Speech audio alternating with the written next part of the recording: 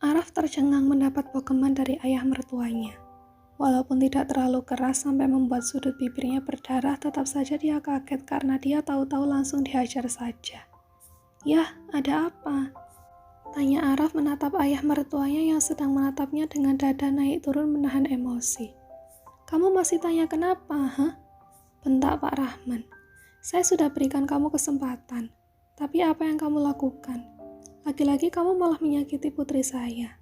Kalau kamu memang tidak bisa menjaga Nay dengan baik, ceraikan saja putri saya, mumpung surat nikah kalian belum selesai diurus," lanjut Pak Rahman lantang. Ya, memang belakangan ini selain sibuk menyiapkan berkas untuk perkuliahan Nay, Araf dan Nay juga sedang mengurus berkas-berkas untuk mengesahkan pernikahan mereka secara negara. "Yah, saya bisa jelaskan apa yang terjadi antara kami," pinta Araf panik karena ayah mertuanya malah menyuruhnya untuk menceraikan Nay. "Nggak perlu ada yang dijelaskan lagi. Kemarin itu kesempatan terakhir dari saya. Saya nggak mungkin akan menyerahkan anak saya sama laki-laki brengsek seperti kamu. Yah, saya tahu saya salah. Tapi ini hanya salah paham. Saya kesini berniat menjelaskan sama Nay kalau..." "Pergi kamu. Jangan pernah berani menginjakkan kaki kotormu di rumah saya lagi." Mendengar suara ribut-ribut di luar, Nay dan Busna segera keluar dari kamar untuk melihat apa yang terjadi. Dan betapa terkejutnya Nay saat melihat ayahnya sedang bersih tegang dengan Araf. Apalagi wajah tampan suaminya tampak memerah seperti habis kena pukul. Nay buru-buru berlari menghampiri Araf, tapi dengan cepat Pak Rahman menghentikan putrinya. "Jangan mau kembali lagi sama dia, Nay. Sebaiknya kalian cerai aja. Ayah gak ridho kamu berumah tangga dengan laki-laki bajingan seperti dia. Enggak ada yang bisa diharapkan dari laki-laki seperti ini. Dia itu sama aja seperti ayahnya," tegas Pak Rahman. Mendengar Pak Rahman menyamakan dengan Indra Hermawan, Araf merasa tak terima. Dia tak sudi jika harus disamakan dengan lelaki brengsek itu. "Kenapa ayah malah menyamakan saya dengan dia?" tanya Araf bingung. Pak Rahman mendengus kesal. "Kamu jangan pura-pura bodoh dengan apa yang sudah dilakukan ayah kamu terhadap putri saya." Dek. Araf melotot kaget. Apa yang sudah dilakukan oleh Indra kepada Nay? Kenapa dia tidak tahu apa-apa tentang ini? Demi Allah, Araf enggak tahu apa-apa ya. Memangnya apa yang sudah dilakukan dia kepada Nay? Tanya Araf kaget. "Ayah kamu itu enggak hanya mengusir Nay saat dia datang ke rumah sakit untuk mengurus kamu, tapi dia juga menghina Nay. Dia mengatakan yang tidak-tidak tentang putri saya. Dia merendahkan Nay hanya karena kami ini orang miskin. Dia juga bilang kalau Nay sama sekali nggak pantas untuk kamu, dan bilang kalau kamu akan bertunangan dengan perempuan lain. Kamu pikir sebagai orang tuanya saya bisa terima anak saya direndahkan seperti itu, ha? Dan lihat apa yang kamu lakukan sekarang. Kamu lagi-lagi menyakiti putri kesayangan saya. Kamu membiarkan perempuan lain masuk ke rumah tangga kalian padahal istri kamu sedang hamil. Otak kamu di mana, ha? Apa orang yang katanya berpendidikan memang kelakuannya bejat seperti kamu dan ayah kamu itu? Dan kamu kira setelah semua itu, apa saya masih bisa menyerahkan putri saya ke tangan laki-laki seperti kamu? Saya nggak akan ridho membiarkan anak saya dinikahi hanya untuk disakiti terus sama laki-laki bajingan seperti kamu. Saya benar-benar nggak ikhlas dunia akhirat kalau anak saya dipermainkan seperti ini." Setelah puas mengeluarkan unek-uneknya, Pak Rahman lalu menarik Nay untuk masuk ke dalam rumah. Nay sempat menolak karena ingin bicara dengan Araf, tapi Pak Rahman tetap menarik Nay untuk masuk lalu mengunci pintu dari dalam. "Tok tok tok. Nay, tolong kasih kesempatan Mas buat bicara, Nay. Tolong biarin Mas jelasin semuanya. Yang kamu lihat tadi nggak benar, Nay." Araf mengetuk pintu sambil mengiba agar Nay mau menemuinya dan bicara padanya. Tapi bukan Nay yang menyahut melainkan Pak Rahman. "Pergi dari sini. Jangan pernah kamu temui putri saya lagi," bentak Pak Rahman. Sayangnya Araf tak menyerah. Dia masih mengetuk pintu dan memohon maaf kepada ayah mertuanya juga meminta kesempatan untuk bicara dengan Nay. "Kalau kamu masih ngotot mengganggu Nay, saya tidak akan segan-segan membawa Nay pergi yang jauh biar kamu enggak bisa bertemu lagi dengan putri saya selamanya," tegas Pak Rahman. Suara ketukan akhirnya berhenti. Begitu juga suara Araf. Lelaki itu tak lagi mengatakan apapun, hanya duduk di bangku kayu di teras rumah Nay. Sementara di dalam, Nay menatap iba pada bayangan Araf yang tampak di jendela rumahnya. Suaminya itu memang tak memohon lagi, tapi juga tak pergi. seperti menunggu kesempatan agar Pak Rahman mau membukakan pintu. Yah, kasihan Mas Araf ya. Ayah cuma salah paham aja sama Mas Araf. Ucap Nay mencoba membujuk sang ayah. Salah paham apa sih, Nay? Kamu itu udah disakitin sama laki-laki itu. Gak perlu kamu bela dia. Ayah udah dengar kalau dia ninggalin kamu demi perempuan lain. Bantah Pak Rahman kesal. Kesal kepada menantunya yang kurang ajar itu. Yah, enggak gitu kejadiannya. Nay menggeleng panik. Entah dari mana ayahnya mendengar semua itu. Tapi yang terjadi bukan seperti itu. Yah, apa yang Nay bilang benar. Tambah Bu Husna yang baru buka suara setelah sejak tadi hanya dia mengamati. Udahlah Bu, jangan belain laki-laki itu lagi. Kemarin ayah kasih kesempatan karena ibu bilang dia bisa bahagiain Nay. Tapi lihat sekarang, dia malah bikin Nay nangis lagi.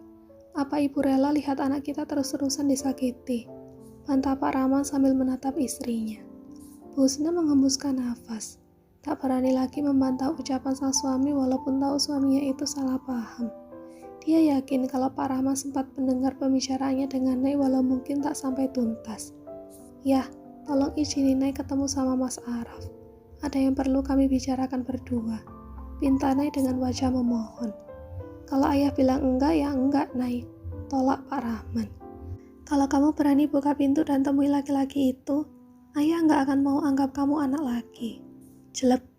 Nay langsung bungkam mendengar ancaman ayahnya itu. Dia sempat ingin menjawab, tapi Bu Husna langsung menggeleng, memberi isyarat agar Nay tak lagi membantah ucapan sang ayah. Buat sementara ini dengerin apa yang dikatakan ayah dulu, Nay. Nurut dulu aja maunya ayah. Nanti ibu coba bicara pelan-pelan sama ayah. Siapa tahu ayah bakal berubah pikiran dan mau kasih kesempatan buat Nak Araf. Bu Husna menasehati Nay setelah suaminya pergi ke kamar. Tapi Bu, kasihan Mas Araf. Cicit Nay sambil melirik bayangan Araf di jendela. Ayah kamu itu kan punya penyakit jantung. Kalau kamu terus paksa ayah dan kalian bertengkar, ibu takut nanti sakit jantung ayahmu kambuh. Jadi sekarang sebaiknya kamu kembali ke kamar. Iya Bu, Nay akhirnya menurut. Araf masih betah menunggu Nay di teras. Mengabaikan orang-orang yang menatapnya bingung dan menjawab sekenanya kalau ada yang menghampirinya untuk bertanya. Biasanya jika waktu sholat tiba, ayah mertuanya itu suka pergi ke masjid. Tapi sejak tadi Pak Rahman tak kunjung keluar. Pintu rumah juga tak terbuka sedikit pun. Araf hanya bisa pasrah menunggu kesempatan. Sejak sore tadi sampai pukul 8 malam dia masih betah di teras rumah Nay. Tak makan, tak minum. Dia hanya beranjak pergi dari sana saat waktu sholat tiba dan melaksanakan sholat berjamaah di masjid tempat biasa ayah mertuanya sholat. Saat tengah duduk dengan kepala menunduk, bunyi kelontang pesan yang masuk ke ponselnya membuyarkan lamunan Araf. Dia mengambil benda itu di saku celananya, tapi bukan memeriksa pesan yang baru dikirimkan oleh temannya. Araf malah memeriksa kotak pesan yang diberi nama My Wife. Centang 2 biru, walau tak ada balasan pesan, tapi Araf tersenyum senang. Artinya ponsel Nay sudah aktif dan mungkin sudah bisa dihubungi. Buru-buru Araf mendial kontak istrinya itu. Dan tak butuh waktu lama, Nay yang sejak tadi ada di kamar dan memandangi ponselnya dengan gelisah langsung mengangkat panggilan tersebut. Nay, panggil Araf dengan suara cemas. Assalamualaikum Mas, jawab Nay pelan seperti orang berbisik. Waalaikumsalam. Araf tertunduk malu. Saking paniknya dia sampai lupa mengucapkan salam. Mas minta maaf ya soal kejadian siang tadi, ucap Araf penuh penyesalan. Iya Mas. Araf merasa dadanya makin sesak mendengar jawaban Nay yang pendek seperti itu. Takut jika Nay masih marah padanya. Nay, boleh tolong buka pintunya. Mas mau ketemu kamu. Mau jelasin semuanya. Maaf Mas, aku gak berani. Aku takut ayah marah kalau tahu aku nemuin Mas. Tolak Nay tak enak hati. Andai saja tak memikirkan apa yang diucapkan oleh ibunya, pasti sudah sejak tadi Nay membukakan pintu dan menemui Araf. Dia juga tak akan dilema menatap layar ponselnya hanya untuk menghubungi suaminya itu. Ya udah, gak apa-apa. Kamu mau angkat telepon dari Mas aja, Mas udah seneng banget. Jawab Araf sambil tersenyum lesu. Kamu marah sama Mas? Tanya Araf takut-takut. Enggak Mas, aku enggak marah. Araf menghembuskan nafas lega. Bibirnya menyunggingkan senyum walau matanya basah. Makasih ya sayang, makasih karena kamu udah mau maafin Mas. ucap Araf penuh syukur. Tak ada jawaban dari seberang telepon. Nay hanya diam. Matanya ikut berkaca-kaca saat mendengar suara isakan Araf. Dia jadi tak tega membayangkan wajah ganteng suaminya itu yang sedang sedih sekarang. Kenapa kamu gak bilang kalau si Indra sialan itu ngomong macam-macam sama kamu? Bahkan sampai menghina kamu. Kenapa kamu diam aja sayang? Kenapa kamu gak pernah bilang sama Mas? Tanya Araf emosi. Nay menghembuskan nafasnya yang terasa berat. Sesak jika harus mengingatkan kejadian waktu itu. Jujur saja Nay memang kesal sama ayah mertuanya. Tapi dia juga gak suka kalau Araf menyebut ayahnya sendiri dengan sebutan sialan. Gimanapun Indra Hermawan itu ayahnya Araf. Jadi gak pantas kalau Araf menyebut orang tuanya dengan sebutan seperti itu. Tapi Nay coba paham juga kalau Araf pasti kecewa sama ayahnya. Sama seperti Nay. Aku gak bilang sama Mas karena aku ngerasa itu bukan hal yang perlu kita bahas. Tapi karena dia kamu jadi pergi dari Mas. 1 tahun, itu bukan waktu yang sebentar. Mas bahkan hampir gila karena jauh dari kamu sayang. Saut Araf frustasi. Tapi aku bersyukur. Seenggaknya aku jadi percaya gimana perasaan Mas ke aku. Aku juga bisa nyelesain sekolah aku. Fokus sama pendidikan aku karena gak pusing mikirin hal yang memang belum waktunya untuk aku pikirin saat itu. Kamu nyesel udah nikah sama Mas? Tanya Araf takut. Nay menggeleng walaupun Araf tak dapat melihatnya. Aku gak nyesel kok, bantah Nay. Tapi kenapa kamu kelihatan senang kita pisah kemarin? Aku gak seneng Mas, kadang aku juga kangen. Kadang aku juga sedih. Tapi aku gak bisa bohong. Kalau mikirin masalah sekolah dan nikah dalam waktu bersamaan itu gak mudah. Kalau ada masalah, aku pasti gak bisa belajar dengan tenang. Kalau aku gak belajar dengan baik, udah pasti nilaiku bakalan hancur.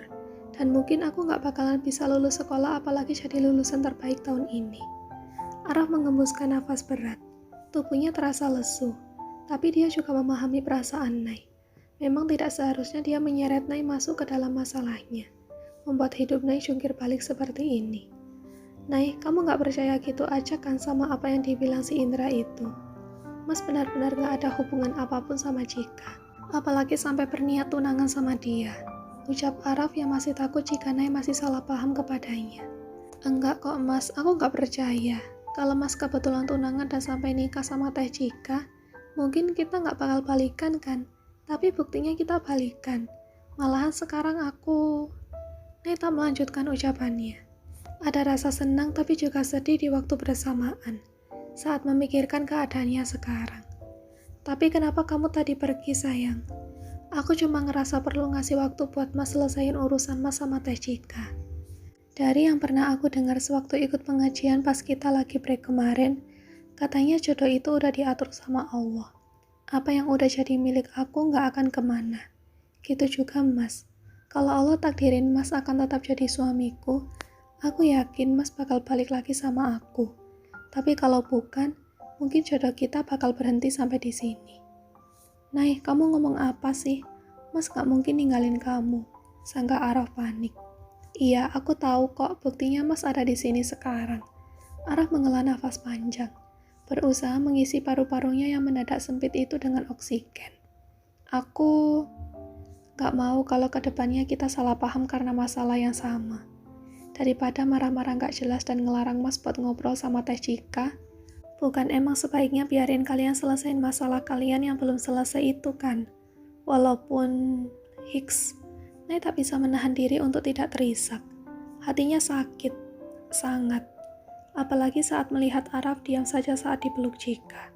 Dia benar-benar hampir ambruk saat itu jika tidak berusaha untuk menguatkan diri. Jujur, aku juga takut kalau Mas lebih milih balikan sama Teh Cika. Tapi seenggaknya aku gak perlu dihantuin perasaan takut kalau Mas pertahani pernikahan kita tapi perasaan Mas masih ada yang tertinggal untuk mantannya Mas. Kita jadi bisa tahu apa harus lanjut atau berhenti tanpa buang-buang waktu lebih lama.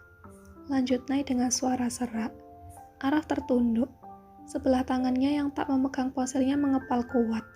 Matanya sudah berkaca-kaca setelah mendengar penjelasan panjang lebar dari sang istri.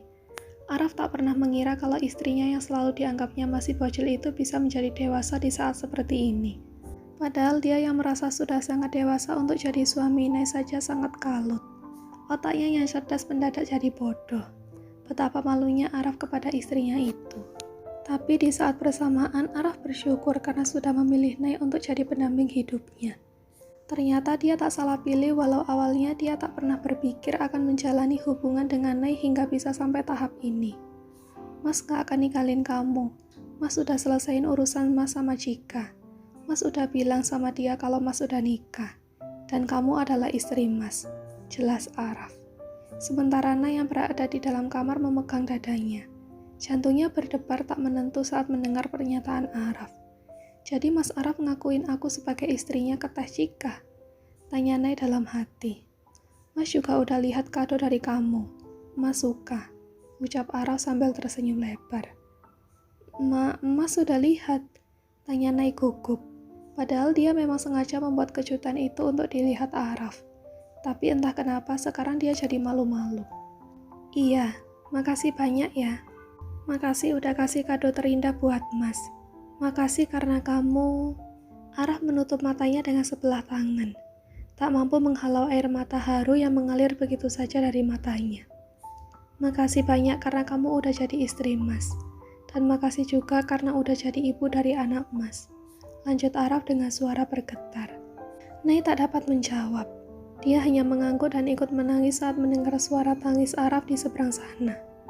Mas janji bakal berjuang meluluhkan hati ayah. Demi kamu sama calon anak kita.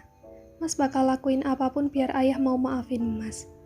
Iya Mas, hanya itu yang bisa Nay ucapkan karena tenggorokannya masih terasa tercekat sampai sulit mengeluarkan banyak kata. Tak lama, setelah tangisnya reda, Nay berjalan dan mendekatkan telinganya ke pintu kamar. Lalu membuka pintu itu sedikit untuk melihat situasi. Aman, di luar sepi. Tak ada ayah atau ibunya. Nay lalu membuka jendela kamarnya. Mas, ke jendela kamar aku, Mas, bisik Nay. Araf mengercap-ngercapkan mata mendengar ucapan Nay. Apa nggak apa-apa? Tanya Araf bingung. Gak apa-apa, diam-diam aja, jangan sampai ayah tahu. Ya udah, kalau gitu Mas ke sana. Araf lalu mematikan ponselnya dan berjalan ke samping rumah mertuanya, tempat di mana kamar Nay berada. Di sana dia bisa melihat Nay yang sedang berdiri di depan jendela sambil tersenyum kepadanya. Andai saja jendela ini tidak diteralis, mungkin Araf sudah melompat masuk ke kamar istrinya saat ini juga dan memeluk Nay saking kangennya. Kamu baik-baik aja sayang? Tanya Araf khawatir. Dia mengelus lembut pipi Nay yang sedikit basah dan menatap mata istrinya yang sembab dengan perasaan bersalah. Aku baik-baik aja Mas. Mas sendiri malah yang kelihatan gak baik-baik aja. Nay mencepikkan bibir saat memandangi wajah tampan suaminya yang kusut. Kasihan suaminya ini harus kena pukul ayah Nay. Mas baik-baik aja kok, selama kamu dan calon anak kita baik-baik aja. Nay menatap ke bawah, melihat perutnya yang saat ini sedang dipandangi Araf. Dia lalu meraih tangan Araf yang masih menempel di pipinya dan membimbing tangan itu untuk mengusap perutnya. Seketika itu juga Araf kembali menangis. Terharu membayangkan kalau sebentar lagi dia akan menjadi seorang ayah. Selamat datang anaknya Dedi. Terima kasih udah hadir sebagai buah cintanya Dedi dan Mami. Ucap Araf kepada calon anaknya itu. Dia sengaja memanggil dirinya sendiri dengan sebutan Dedi. Sama seperti sebutan yang tertulis di dinding kamarnya oleh Nay, Dedi Kodok. Maafin Dedi ya nak, karena belum bisa jadi ayah yang baik buat kamu. Maafin Dedi karena udah bikin Mami kamu sedih. Mas jangan bilang kayak gitu. Tegur Nay yang tak tega melihat Araf menyalahkan diri sendiri. Tapi emang gitu kenyataannya. Mas udah bikin kejutan yang kamu buat jadi berantakan. Di hari yang harusnya bahagia ini, Mas malah bikin kamu sedih. Karena gak bisa bertindak tegas sejak awal saat Cika datang ke rumah kita. Mas juga udah bikin ayah marah dan kecewa sama Mas. Tapi Mas, maaf karena Mas belum bisa bahagiain kamu. Tapi Mas janji akan berusaha jadi suami yang lebih baik lagi buat kamu dan ayah yang baik buat anak kita. Nay menunduk dalam-dalam dan mengangguk. Bibirnya sudah melengkung ke bawah dan air matanya mengalir semakin deras. Padahal dia sedang bahagia sekarang, tapi entah kenapa dia malah menangis begini. Benar-benar tidak estetik sekali. Dan saat Nay ingin minta peluk oleh sang suami, tak peduli jika ada teralis yang menghalangi mereka. Tiba-tiba saja dia mendengar suara pintu kamarnya dibuka. Ceklek. Nay langsung balik badan dan menatap pintu dengan tubuh menegang.